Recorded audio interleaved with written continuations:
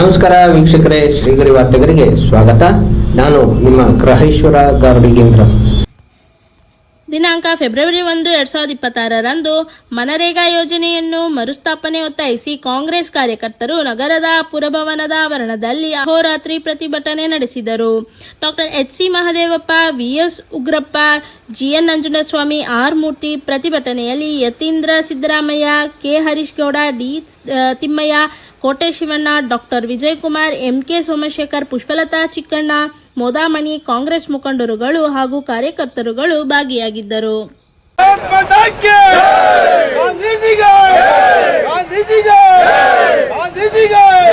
ಕಾಂಗ್ರೆಸ್ ನ್ಯಾಯಪರ ಹೋರಾಟಕ್ಕೆ, ಕಾಂಗ್ರೆಸ್ ನೀತಿಪರ ಹೋರಾಟಕ್ಕೆ, ಕಾಂಗ್ರೆಸ್ ನ್ಯಾಯಪರ ಹೋರಾಟಕ್ಕೆ, ಮಹಾತ್ಮ ಗಾಂಧಿಯ ಚಿಂತನೆಗಳಿಗೆ, ಅಂಬೇಡ್ಕರ್ ಚಿಂತನೆಗಳಿಗೆ ಚಿರಾಯುವಾಗಲಿ, ಚಿರಾಯುವಾಗಲಿ,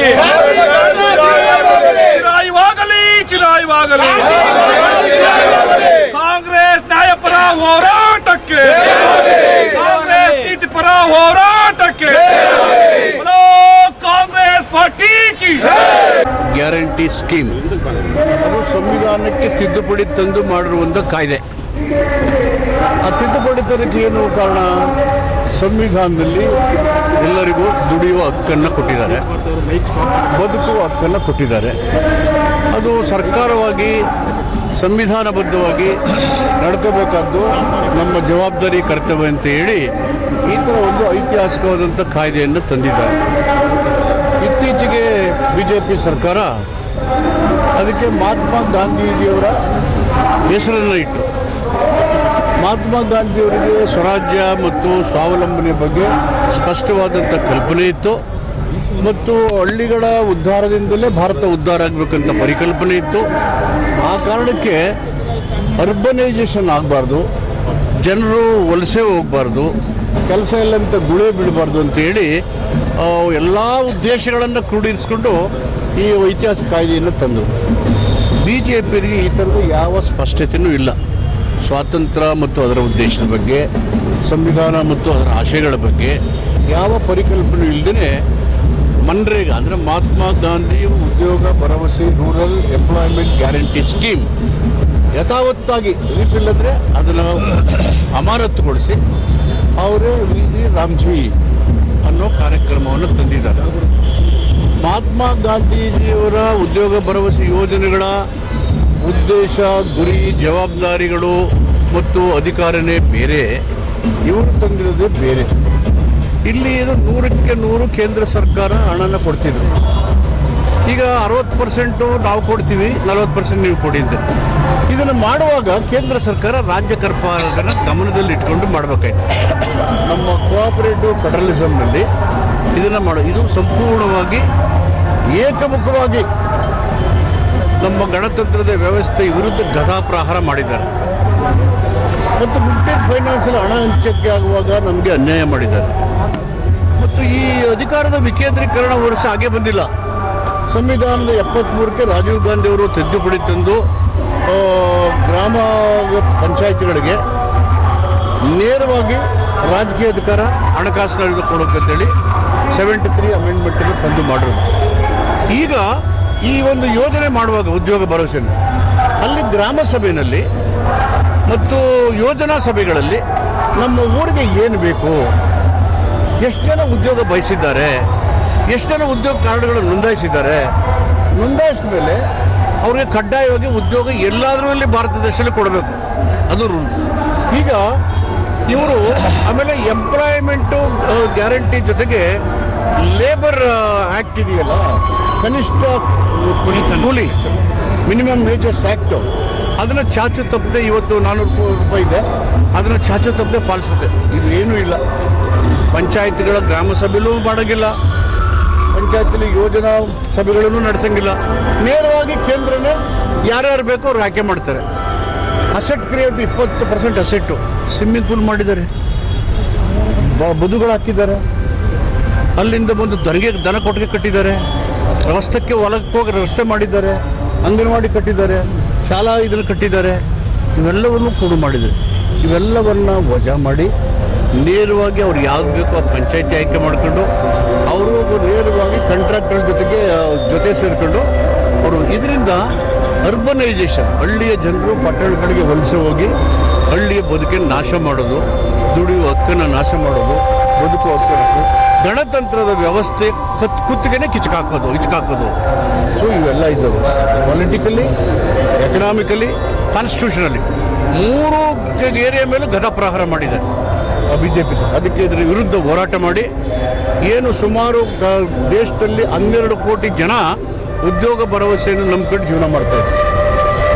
ಕೋವಿಡ್ ಬಂದಾಗ ಸುಮಾರು 19 ಕೋಟಿ ಜನ ಉದ್ಯೋಗ ಭರವಸೆಯಲ್ಲೇ ಜೀವನ ನಡೆಸಿದ್ರು. ಅವ್ರಿಗೇನು ಬದುಕೇ ಇಲ್ಲ.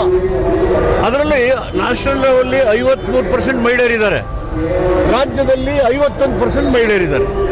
ಇದರಲ್ಲಿ SC 17% ಇದ್ದಾರೆ, ST 11%. ದೇಶದಲ್ಲಿ ಒಟ್ಟು 28% ಜನ ಇದರ ಮೇಲೆ ನಂಬಿತಾರೆ. Backward class, small and marginal farmers, ಇವರೆಲ್ಲ ಇದರ ಮೇಲೆ ಡಿಪೆಂಡ್ ಆಗಿದ್ದಾರೆ. ಇವೆಲ್ಲವನ್ನು ನಾಶ ಮಾಡಿ ಅವರು ನೇರವಾಗಿ ಅಧಿಕಾರದ ವಿಕೇಂದ್ರೀಕರಣದ ವ್ಯವಸ್ಥೆ ವಿರುದ್ಧ ಗದಾಪ್ರಹಾರ, ರಾಜ್ಯ ಮತ್ತು ಕೇಂದ್ರದ ಸಂಬಂಧ ಹಾಳು ಮಾಡೋದು, ಹಣಕಾಸಿನ ಸಂಬಂಧ ಹಾಳು ಮಾಡೋದು, ಸಂವಿಧಾನವಾದಂಥ ಜವಾಬ್ದಾರಿಗಳನ್ನು ಗಾಳಿ ತೂರೋದು.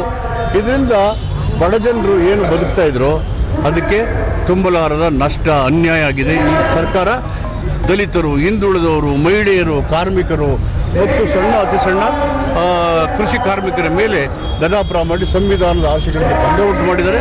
ಅದಕ್ಕೆ ಈ ಒಂದು ಕಾಯ್ದೆಯನ್ನು ಹಿಂಪಡೆದು ಮತ್ತೆ ಮಹಾತ್ಮ ಗಾಂಧಿ ಉದ್ಯೋಗ ಭರವಸೆ ಯೋಜನೆ ಮನ್ರೇಗಾವನ್ನು ವಾಪಸ್ ತರಬೇಕು ಅಂತೇಳಿ ಕಾಂಗ್ರೆಸ್ಸಿನ ಸರ್ಕಾರ, party all over the country ಹೋರಾಟ ಮಾಡ್ತಾ ಇದ್ದೀವಿ, ಕಾರ್ಯಕ್ರಮಗಳನ್ನು ರೂಪಿಸ್ತಾ ಇದ್ದೀವಿ, ಪ್ರತಿಭಟನೆ ಮಾಡ್ತೀವಿ. ಇವತ್ತು ಸಂಜೆ 7ರಿಂದ ನಾಳೆ ಬೆಳಗ್ಗೆ 7 ಗಂಟೆ ತನಕ ಎಲ್ಲ ಜಿಲ್ಲಾ ಕೇಂದ್ರಗಳಲ್ಲೂ ಈ ಥರ ಪ್ರತಿಭಟನೆ ಮಾಡ್ತೀವಿ. ಪಂಚಾಯತ್ಗಳಲ್ಲಿ ಜಾಗೃತಿ ಮೂಡಿಸ್ತೀವಿ. ಏನು ಬಡವರಿಗೆ, ದಲಿತರಿಗೆ, ಹಿಂದುಳಿದವರಿಗೆ, ಮಹಿಳೆಯರಿಗೆ, ಕಾರ್ಮಿಕರಿಗೆ ಅನ್ಯಾಯ ಆಗಿದೆ, ಅವರ ದುಡಿಯೋ ಹಕ್ಕಿಗೆ ಹೊಡೆತ ಬೀಳುತ್ತಿದೆ, ಬದುಕು ಹಕ್ಕಿಗೆ ಅವರು ತೊಂದರೆ ಕೊಡ್ತಾ ಇದ್ದಾರೆ. ಅದಕ್ಕೆ ವಿರುದ್ಧವಾಗಿ ಕಾಂಗ್ರೆಸ್ ಪಕ್ಷ ಹೋರಾಟ ಮಾಡಿ, ಚಳವಳಿ ಮಾಡಿ ಮತ್ತೆ ಈ ಕಾಯ್ದೆ ವಾಪಸ್ ಬರೋ ರೀತಿ ಕೇಂದ್ರ ಸರ್ಕಾರವನ್ನು ಆಗ್ರಹ ಮಾಡ್ತೀವಿ. ಯಥಾವತ್ತಾಗಿ ನಿರಾಶಾದಾಯಕ, ಯಥಾವತ್ತಾಗಿ 53.5 ಲಕ್ಷ ಕೋಟಿ ಬಜೆಟ್. ಇದರಲ್ಲಿ ಮುಖ್ಯಮಂತ್ರಿಗಳು 16 ಹಣಕಾಸಿನ ಆಯೋಗದ ಮುಖಾಂತರ 42% ಕೊಡಿ ಅಂತ ಕೇಳಿದರು. ಅದನ್ನು ಗಣಿತ 41 ಕೊಟ್ಟು ಅಷ್ಟನ್ನೇ ಕೊಟ್ಟಿದ್ದಾರೆ. ಮತ್ತು ತಮ್ಮ ಬಡ್ಜೆಟ್ ಏನಿದೆ ಅದರ ಸಂಗ್ರಹದಲ್ಲಿ ಅದರಲ್ಲಿ 100 ರೂಪಾಯಿ ಕೊಟ್ಟರೆ ನಮಗೆ 40 ಕೊಟ್ಟಿದ್ರೆ ಅಷ್ಟೇ, ಮೊದಲೆಷ್ಟು ಕೊಟ್ಟು ಅಷ್ಟೇ ಕೊಟ್ಟಿದ್ದಾರೆ. ಮತ್ತು ರಾಜ್ಯದ ಯಾವುದೇ ಅಭಿವೃದ್ಧಿಯನ್ನು ಗಣಿತವಿಲ್ಲ. ಈಗ ನಿನ್ನೆ ಆರ್ಥಿಕ ತಜ್ಞರು 90 ಡಿಸ್ಟ್ರಿಕ್ಟ್ಗಳು ಅತ್ಯಂತ ಹಿಂದುಳಿದವರು ಅಂತ. ಇದರಲ್ಲಿ ಆರ್ಥಿಕ, ಶೈಕ್ಷಣಿಕ ಸಮತೋಲನ ಕಟ್ಟುವಂಥ ಯಾವುದೇ ಉದ್ದೇಶನೂ ಮಾಡಿಲ್ಲ. 17 ಪ್ರಮುಖವಾದಂಥ ಅಂಶಗಳಿದ್ದಾವೆ. ಬಡತನ ನಿರ್ಮೂಲನೆ ಮಾಡೋದು, ನಿರುದ್ಯೋಗ ಮಾಡೋದು, ಸಮಾಜ ನಿರ್ಮಾಣದ ಮಾಡೋದು, ಇವ್ಯಾವನ್ನು ಅಡ್ರೆಸ್ ಮಾಡೋಕ್ಕೆ ಹೋಗಿಲ್ಲ. ಮತ್ತು SC ST ಜನರು 28% ಇದ್ದಾರೆ. ಸ್ಪಷ್ಟವಾಗಿ ಎಷ್ಟು ಕೊಡ್ತೀವಿ ಅಂತ ಹೇಳಲೇ ಇಲ್ಲ. ಉದ್ಯೋಗ ಭರವಸೆ ಯೋಜನೆ ಹೇಳಿದ್ದಾರೆ, ಅದಕ್ಕೇನು ಮಾತಾಡೇ ಇಲ್ಲ. ಬೆಂಗಳೂರಿನಲ್ಲಿ ಟ್ರಾಫಿಕ್ಕು ಕಂಜೆಷನ್ ಇದೆ, ವರದಿ ಕೊಟ್ಟಿದ್ದಾರೆ. ಫೈನಾನ್ಸ್ ಕಮಿಷನ್ ವರದಿ ಹೇಳಿದೆ, ಫೈನಾನ್ಸ್ ಎಕ್ಸ್ಪರ್ಟ್ಸಲ್ಲಿ. ಅಲ್ಲಿ ಡಿಕಂಜೆಸ್ಟ್ ಮಾಡೋದಕ್ಕೆ, ಉತ್ಪಾದನೆ ಮತ್ತು ಇನ್ಫ್ರಾಸ್ಟ್ರಕ್ಚರ್ ಡೆವಲಪ್ಮೆಂಟ್ಗೆ ಯಾವುದೇ ಆದ್ಯತೆ ಕೊಟ್ಟಿಲ್ಲ. ಮತ್ತು ಗಣತಂತ್ರದ ವ್ಯವಸ್ಥೆಯಲ್ಲಿ ಒಂದಕ್ಕೊಂದು ಬಲಪಡಿಸಿ ಪ್ರತಿಯೊಂದು ರಾಜ್ಯವೂ ಬಲಿಷ್ಠವಾಗಿ, ಕೇಂದ್ರ ಸರ್ಕಾರ ಬಲಿಷ್ಠ ಯಾವುದೇ ಉದ್ದೇಶಕ್ಕೆ ಅವರು ಆದ್ಯತೆ ಕೊಟ್ಟಿಲ್ಲ. ಹೀಗಾಗಿ ಇದು ಯಥಾ ಪ್ರಕಾರ ಅವರು ಮನಸ್ಥಿತಿಯನ್ನು ತೋರ್ತದೆ. They are not for development, they are not for to come back to inequality, they are not for social justice ಅನ್ನೋದು ಸ್ಪಷ್ಟವಾಗಿ ಕಾಣುತ್ತೆ. SC ST ಬ್ಯಾಕ್ವರ್ಡು ಮೈನಾರಿಟಿ ಜನರ ಬಗ್ಗೆ ತಾರತಮ್ಯ ಇದೆ, ಕೃಷಿಯ ಬಗ್ಗೆ ಸ್ಪಷ್ಟವಾದಂಥ ನಿಲುವುಗಳಿಲ್ಲ. ಹೀಗಾಗಿ ಸಹಜವಾಗಿ ಇದೊಂದು ವಿರೋಧ ಪಕ್ಷವಾಗಿ ಹೇಳ್ತಿಲ್ಲ, ನಿರಾಶಾದಾಯಕವಾದಂಥ ಬಗ್ಗೆ. ಸಮಾಜವಾದಿ ಜಾತ್ಯತೀತ ಪ್ರಜಾಸತ್ತಾತ್ಮಕ ಗಣರಾಜ್ಯವನ್ನಾಗಿ ರೂಪಿಸುವುದಕ್ಕಾಗಿ ಭಾರತದ ಎಲ್ಲಾ ಪ್ರಜೆಗಳಿಗೆ ಸಾಮಾಜಿಕ, ಆರ್ಥಿಕ ಮತ್ತು ರಾಜಕೀಯ ನ್ಯಾಯವನ್ನು ವಿಚಾರ, ಅಭಿವ್ಯಕ್ತಿ ನಂಬಿಕೆ ಧರ್ಮ ಮತ್ತು ಉಪಾಸನೆಯ ಸ್ವಾತಂತ್ರ್ಯವನ್ನು ಸ್ಥಾನಮಾನ ಮತ್ತು ಅವಕಾಶಗಳ ಸಮಾನತೆಯನ್ನು ದೊರೆಯುವಂತೆ ಮಾಡುವುದಕ್ಕಾಗಿ ವ್ಯಕ್ತಿ ಗೌರವ ದೇಶದ ಏಕತೆ ಮತ್ತು ಸಮಗ್ರ 1949ನೇ ಇಸವಿಯ ನವೆಂಬರ್ ತಿಂಗಳ 26ನೇ ದಿನದಂದು ಈ ಸಂವಿಧಾನವನ್ನು ನಮಗೆ ನಾವೇ ಅರ್ಪಿಸಿಕೊಂಡು ಅಂಗೀಕರಿಸಿ ಶಾಸನವಾಗಿ ವಿಧಿಸಿಕೊಂಡಿದ್ದೇವೆ. ಧನ್ಯವಾದಗಳು. ಇಡೀ ರಾಷ್ಟ್ರದಲ್ಲಿ ಯಾವುದಾದ್ರೂ ಜಿಲ್ಲೆ ಪ್ರಪ್ರಥಮವಾಗಿ ಮಾಡಿದೆ ಅಂತ ಹೇಳಿದ್ರೆ ಅದು ಮೈಸೂರು ಗ್ರಾಮಾಂತರ, ಮೈಸೂರು ನಗರ. ಇದಕ್ಕೆ ನಾನು ನಿನ್ನೆ ಮತ್ತು ಇವತ್ತು ರಾಜ್ಯದ ಮುಖ್ಯಮಂತ್ರಿಗಳಾಗಿರುವಂತಹ ಸನ್ಮಾನ್ಯ ಸಿದ್ದರಾಮಯ್ಯನವರನ್ನ, ರಾಜ್ಯದ ಉಪಮುಖ್ಯಮಂತ್ರಿಗಳು ಮತ್ತು ಕೆಪಿಸಿಸಿಯ ರಾಜ್ಯಾಧ್ಯಕ್ಷರಾಗಿರುವಂತಹ ಸನ್ಮಾನ್ಯ ಡಿ.ಕೆ. ಶಿವಕುಮಾರ್ ಅವರ ಗಮನಕ್ಕೆ ತಂದು ಈ ವಿನೂತನವಾದಂತಹ ಕಾರ್ಯಕ್ರಮದಲ್ಲಿ ನೀವು ಭಾಗಿಯಾಗಬೇಕು ಅಂತ ಹೇಳಿ ಅವರಲ್ಲಿ ವಿನಂತಿ ಮಾಡಿದ್ದೆ. ಅವರು ಸ್ಪಷ್ಟವಾಗಿ ಹೇಳಿದರು, ನಾವು ಈ ಹೋರಾಟದಲ್ಲಿ ಇದ್ದೇವೆ. ಮತ್ತೆ ಮುಂದಿನ ವಾರ್ತೆಗರಿಯಲ್ಲಿ ಭೇಟಿಯಾಗೋಣ. ಶ್ರೀಗರಿ, ನಿಮ್ಮ ಮನದಾಳದ ಗರಿ. ನಮಸ್ಕಾರ. ಶ್ರೀಗರಿ, ನಿಮ್ಮ ಮನದಾಳದ ಗರಿ. ಶ್ರೀಗರಿ, ನಿಮ್ಮ ಭಾವನೆಗಳ ಗರಿ. ಶ್ರೀಗರಿ, ನಾಡಿನ ಹೆಮ್ಮೆಯ ಗರಿ. ಮನೆ ಮನಗಳ ಗರಿದು ಶ್ರೀಗರಿ, ತನು ಮನ ಧನಗಳ ಗರಿದು ಶ್ರೀಗರಿ, ವಿಶ್ವದ ದೇಶದ ನಾಡಿನ ಗರಿದು ಶ್ರೀಗರಿ. ಶ್ರೀಗರಿ ಶ್ರೀಗರಿ ಶ್ರೀಗರಿ ಶ್ರೀಗರಿ ಶ್ರೀಗರಿ, ನಿಮ್ಮ ಮನದಾಳದ ಗರಿ.